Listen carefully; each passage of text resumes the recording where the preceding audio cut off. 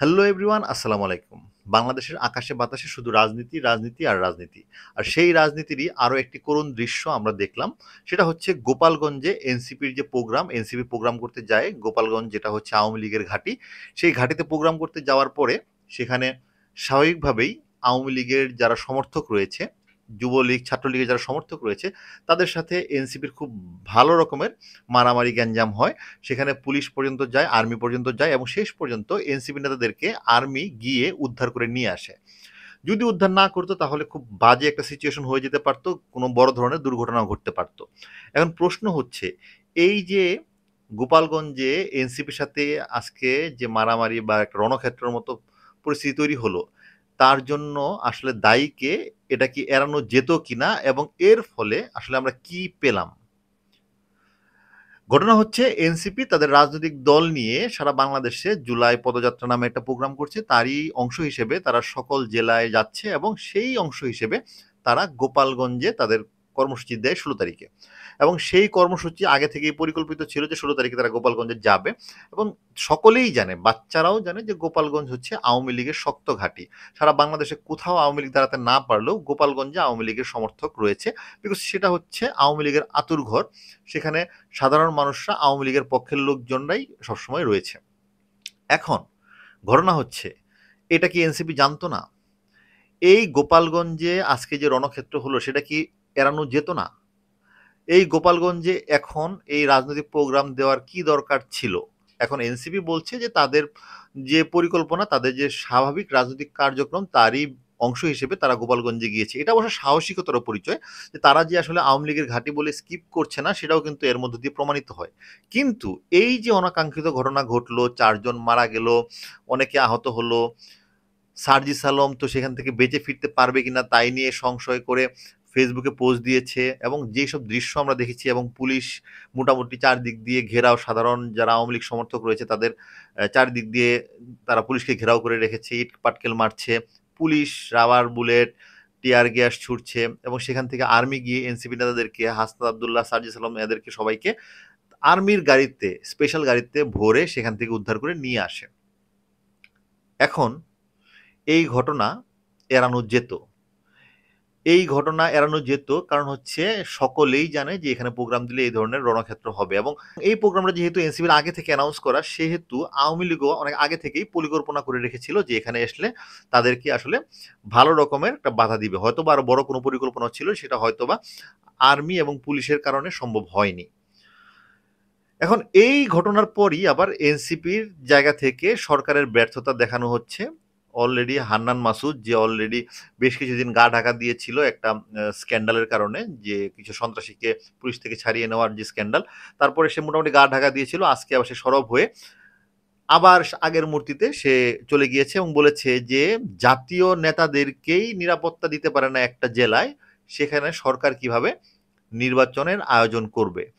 এই কথাটা যে কতটা কাঁচা কাজ হয়েছে, এবং এই কথাটা শুনে আমার কাছে অনেকটাই মনে হয়েছে ভিপি নূরের মতো কথা হয়ে গেছে।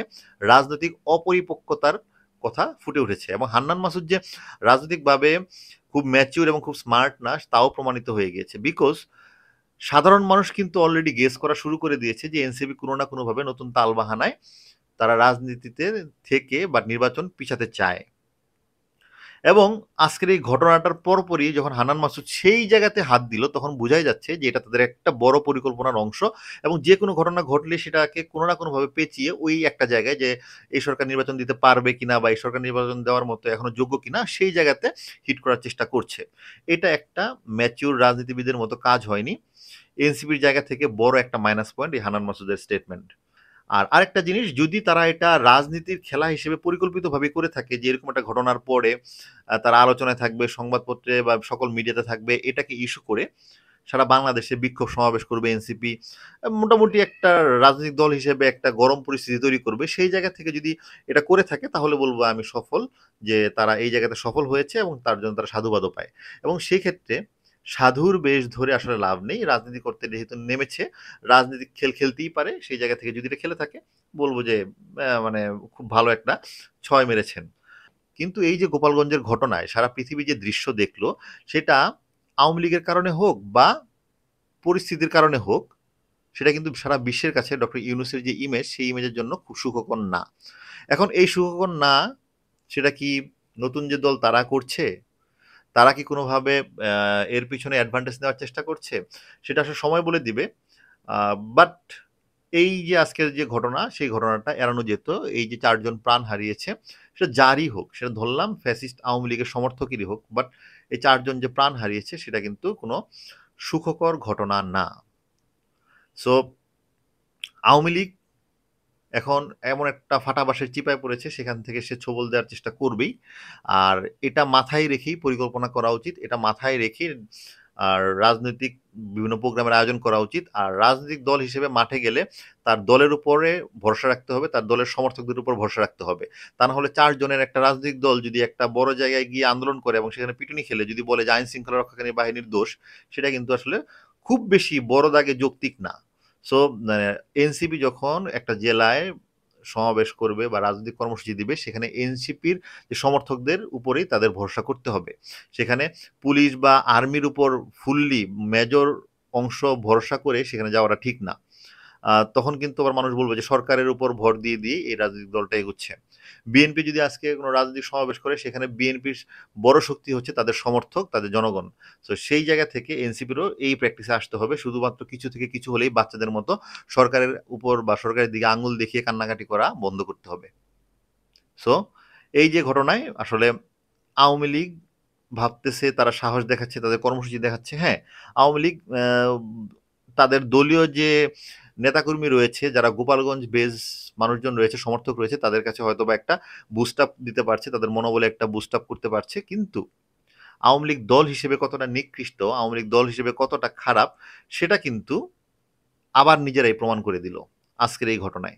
সো তারা ভাবছে যে এই ঘটনাকে ইউজ করে, এই ঘটনাকে ব্যবহার করে সোশ্যাল মিডিয়া এবং বিভিন্ন জায়গায় তাদের মতো করে ন্যারেটিভ তৈরি করে প্রোপাগান্ডা তৈরি করবে, সেটা তারা করতে পারে। কিন্তু সারা পৃথিবী এটাও দেখছে যে আওয়ামী লীগ দল হিসেবে কেমন। এত বছর পরেও বা এতদিন পরেও যে তাদের ভিতরে কোনো রকম বিন্দু মাত্র বোধোদয় নেই, সেটা কিন্তু প্রমাণিত হচ্ছে।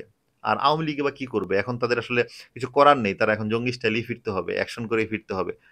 এছাড়া আর কোনো সুযোগ তাদের কাছে নেই। সাধু বেশে ফিরতে গেলে অনেক সময় লেগে যাবে, হয়তোবা ১০, ১৫, ২০ বছর। তো সেই পর্যন্ত বসে থাকার মতো বা সারভাইভ করার মতো তাদের সিচুয়েশন নেই। আছে, উপরের দিকের নেতাকর্মীদের আছে, তারা হাজার, হাজার কোটি টাকা কামিয়ে নিয়ে গেছে। তারা জীবনে আর বাংলাদেশে না ফিরলেও কিছু হবে না। কিন্তু সাধারণ মানুষ, সাধারণ যারা আওয়ামী লীগ সমর্থক নেতাকর্মী, মাঝারি নেতাকর্মী, তাদের আসলে আর কোনো কিছু করার নেই।